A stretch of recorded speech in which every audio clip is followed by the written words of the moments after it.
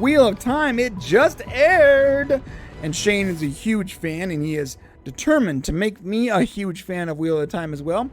So, in anticipation of yet more episodes of Wheel of Time, we're going to be discussing that first drop. Shane, what's happening? Well, I got to tell you guys, Wheel of Time, if you guys haven't read it, we talked about it, and Ken actually corrected me earlier. It's 14 books, not 12 books. Wheel of Time series by Robert Jordan. It's a series that's been out for decades now, and it's finally getting its chance to be viewed. Apparently what happened was Amazon, Jeff Bezos said, listen, we need a Game of Thrones. And so they decided to take this Robert Jordan series, Wheel of Time, and basically it was going to become their Game of Thrones. Right. The first 3 episodes. Okay, I lied. I'm going to have to watch that. Sorry, I just finished the trailer. I didn't hear anything you guys were saying. What's the trailer for? For Wheel of Time. Oh, you saw the trailer for it? Yeah, Yes. because I didn't know anything about it. So I was like, and I haven't seen it, but, and I was just saying while you were gone. I'm not going to watch it. So you guys I'm not going to watch it. Spoil it for me. Yeah. Well, I mean, you can go ahead and spoil it anyway, but that actually looks good. I don't know. Was it good? I would suggest for anybody who, if you're a fantasy fan, if you can get the Audible version of the first book of the Wheel of Time and listen to that, it will help you understand the show, because surprisingly, I was actually pleasantly surprised that they stuck sort of to the story. And even though they do have some things that are different, they managed to really honor how the story breaks down during the series. So just to go through it a little bit, it's kind of set in a post-apocalyptic world. So it's most fantasy is kind of in the past, where you have this, King Arthur, very Middle Ages kind of thing. Right. This is a Middle Ages thing, but happens into the future, in our future, actually. Yeah, someone was telling me that wasn't correct, though. Someone was telling me it wasn't so far in the future. I don't know. I think it was Matt Candish, actually. He was like, no, that's a different thing. And I'm like, no, that's this one. No, this is definitely the one. See. And the wheel, yeah. So if you look into it, it's kind of a post-apocalyptic, but they actually end up going through, if you read the books, they end up going through some of the ruins of what would be our present day. But it's described in such a way that's not obvious, so that's kind of nice. But if you go through this thing here and you take a look at it, you basically have this women group called the Aes Sedai, and they're kind of the powerful group. And there's a lot of magic in this. So if you're, what is this like? Is this predate Dune? Out of curiosity, the books. The books came out, I believe, in the early 80s, so it might have. No, Dune was written way before that. So yeah, Dune came before this for sure. Okay, all right. So just looking it up here real quick, so I can kind of let you guys know. Robert Jordan, Wheel of Time. Yeah. 1984. The Eye of the World came out, which is the same year Ghostbusters came out. It was a great year. Yeah. So yeah, we're looking at it's old, but it's right in our time frame, right in our wheelhouse. Yeah. And basically, you have this character called the Dragon, who basically broke the world in a past time. And the Wheel of Time is a story about where time repeats itself, kind of like the Mayan calendar. And when you die, you don't, simply go off into some sort of afterlife. You're reborn again into the world. And so basically what's happened is this incredibly powerful character is reborn again in one of these young characters.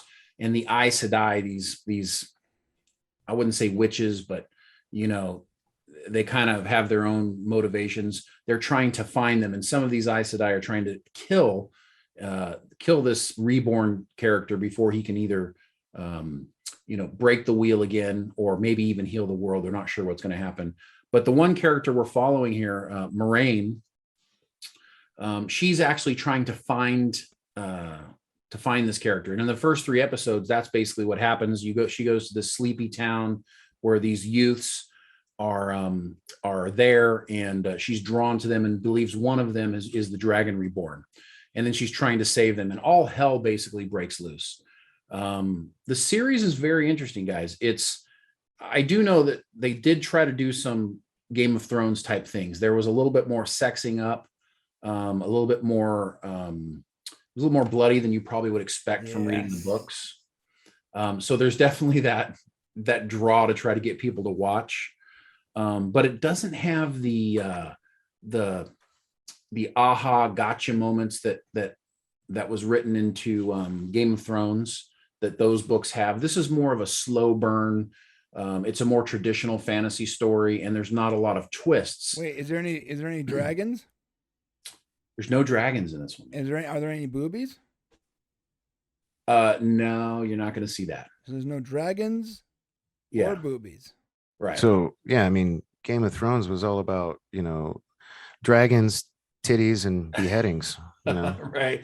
That's why I'm saying it's if people are looking for the next Game of Thrones, this is not it. So when Jeff Bezos says, "Give me the next Game of Thrones," they aren't doing that, but they tried to. Like, they added sex to some of our, like, a couple of the main characters end up having sex, which really didn't happen in the book.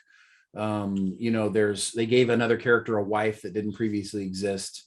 There's some things to it that are definitely more adult oriented, but not to the point where you can't not watch with your kids. Yeah. So I looked it up here. I'm on Amazon Prime because I want to add it to my watch list. I'll watch it with Cece here, my concubine, if you will. And it says, I guess their ratings are different on Amazon. Its rating is 16 plus. That sounds about right. Yeah. So it's which when you hover over it, it says young adults. So yeah, it was not. So it's like PG-13. Like you might, sex scenes, but they don't show anything. Right, and it really didn't show much at all. I mean, I was a little surprising that the characters, were a little bit more, I guess, a little more older in my mind. Like, when you read the books, you think of them as being young, maybe being like 17 or 18. And in here, they kind of come across more as maybe like early 20s, in the actual show. But it's an extraordinarily interesting series. I mean, the Wheel of Time, it's hard to believe they're doing this. And what's amazing about this is that they said it's going to last 8 seasons. Now, I don't think Amazon is committed to that. They've definitely committed to doing 2 seasons, but it says that they want to do at least 8 seasons to kind of cover the entire story, which would be amazing. That if they were actually going to do that. Brian, did you have a chance to look at it at all?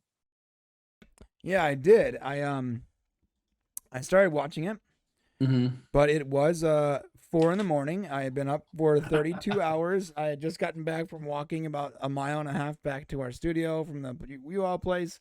And all I remember is falling asleep and dreaming of somebody with electrical powers. I'm not sure if that's even accurate. So, with what? Electrical powers? Oh, yeah. Okay. So yeah, Moraine does have this.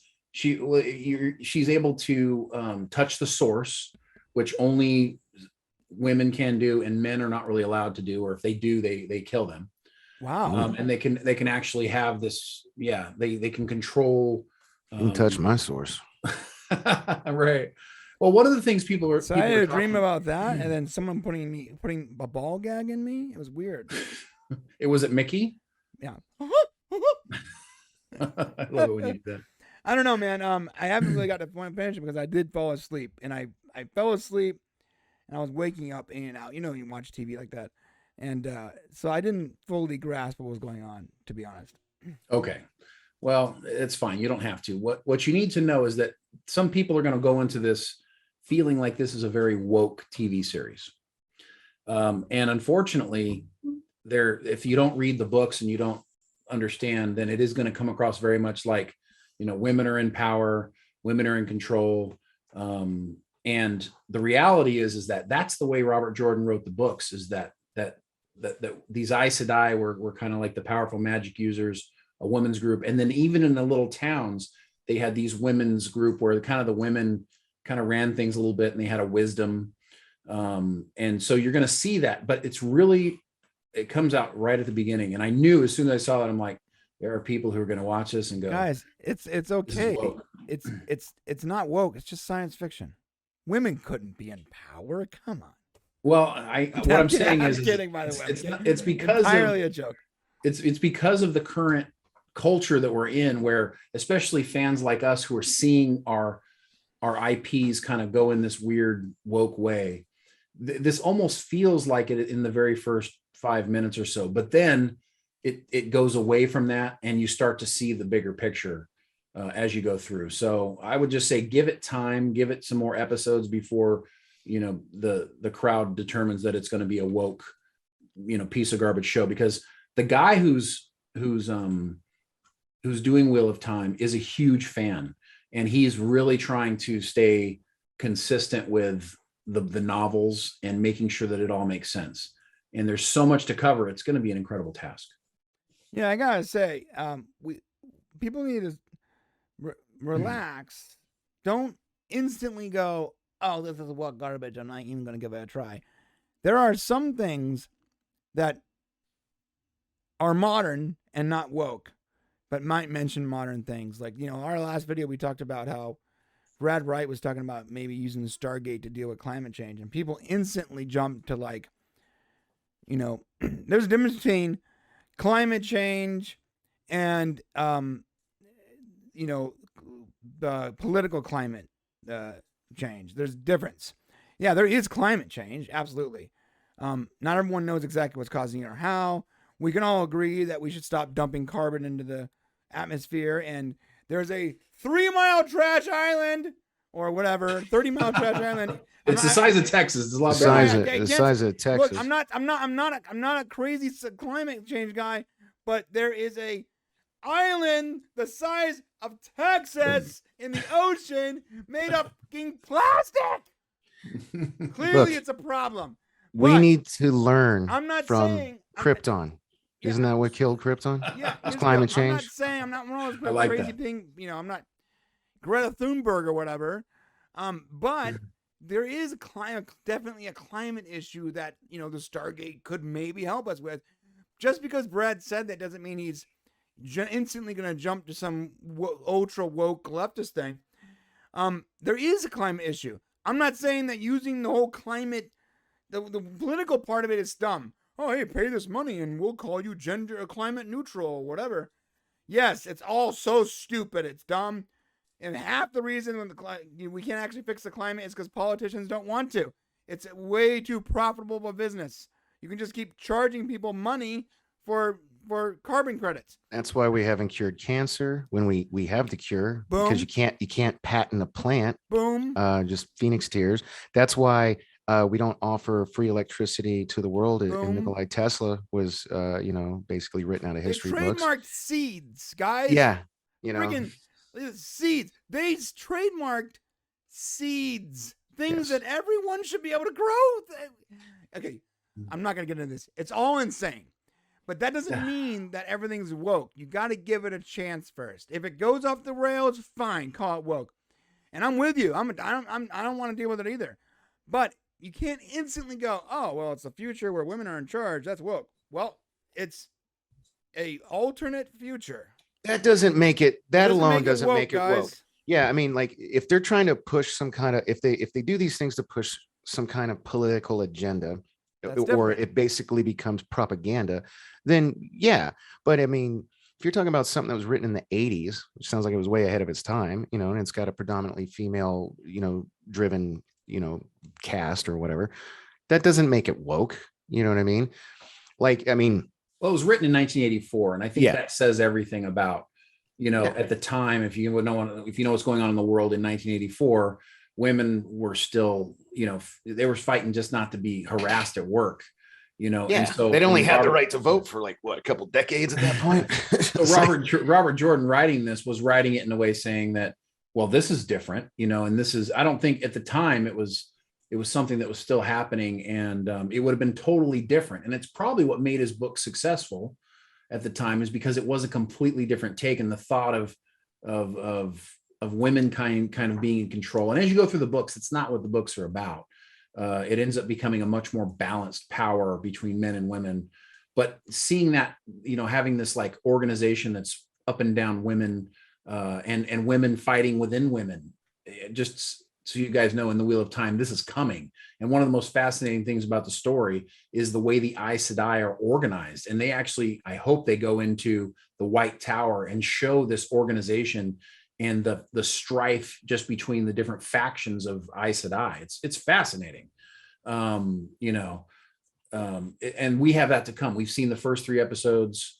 I think they're dropping them in episodes 3 at a time. So okay, kind of like, well, are you sure? Because like Prime did this with The Boys. They dropped the first 3 and then 1 a week until they were all out. And there's only 8.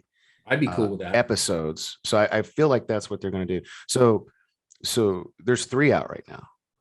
Yeah, there's 3 out. They dropped all 3 at the same time.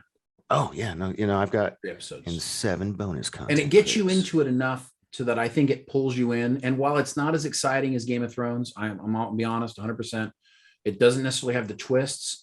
It does have enough things involved, that keep you interested. And we're going to address the chat here at the end of this so that we can go through this, because people have some comments they want to talk about this for sure. But I think we need to definitely give it a chance, and we're going to kind of follow this as we go through, and hopefully it turns out to be good, because Rosamund Pike is actually really pulling this character off with Moiraine Sedai, and the young cast seems good too. So it'll be very interesting that once Brian has a chance to watch it. She's gorgeous, by the way. Like, I don't know what it is about her, but yeah, she was in Gone Girl. She was that main character in Gone Girl that was really popular. I find her very intimidating. No, I mean, I like that. That's what it's supposed to be. The character is supposed to be that way. She's totally in charge. All right, we're gonna wrap this up and take chat. For all the clipsters out there seeing this, let us know what you guys think in the comment section below, and hit that like button and the subscribe button on the way down. And we'll see you. Thanks for watching. To see the full conversation, become a member of the Popcast family. Use the link in the description below, or go to our channel and click the join button. Select your tier, and we'll see you at the next show.